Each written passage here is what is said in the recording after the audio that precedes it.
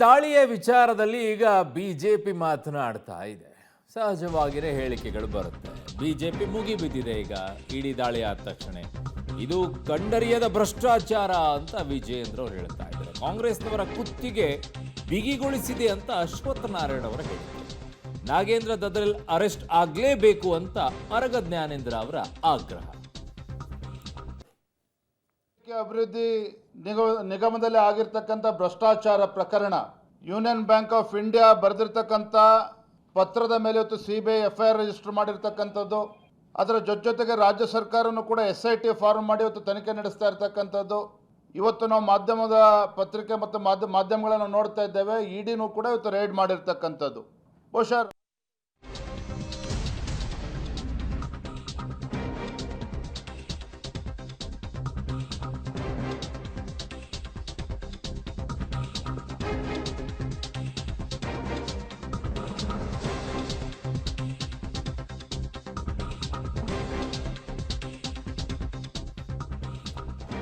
ಇನ್ನು ತನಿಖೆಗೆ ಇಡಿ ಸ್ವತಂತ್ರ ಅಂತ ಗೃಹ ಸಚಿವರು ಪರಮೇಶ್ವರ್ ಹೇಳಿದ್ದಾರೆ. ದಟ್ಸ್ ಎ ಫೇರ್, ನಿಷ್ಪಕ್ಷಪಾತ ತನಿಖೆ ಆಗಲಿ ಅಂತ MB ಪಾಟೀಲ್ ಅವರು ಕೂಡ ಹೇಳ್ತಿದ್ದಾರೆ. Fair comment. ಬಿಜೆಪಿಗೆ ರೇಡ್ ಮಾಡಿಸೋ ಚಟ ಅಂತ ಮಧು ಬಂಗಾರಪ್ಪನವರು ಹೇಳಿದ್ದಾರೆ.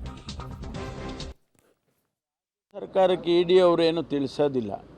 ಇಡಿ ಅವರಾಗಲಿ CBIನವರಾಗಲಿ ರಾಜ್ಯ ಸರ್ಕಾರಕ್ಕೆ ಏನು ತಿಳಿಸೋದಿಲ್ಲ. ಅವರು ಇಂಡಿಪೆಂಡೆಂಟಾಗಿ ಅವರು ಆಪರೇಟ್ ಮಾಡ್ತಾರೆ.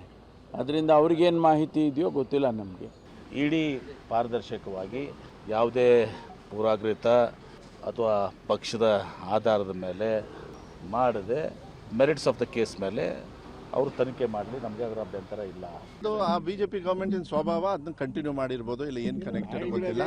ಆದರೆ ಸ್ವಾಭಾವಿಕವಾಗಿ ನೋಡಿದಾಗ ಇಷ್ಟು ವರ್ಷ ಅವ್ರಿಗೆ ಆ ಚಟ ಇದೆ ಬಿಜೆಪಿ ಅವರಿಗೆ.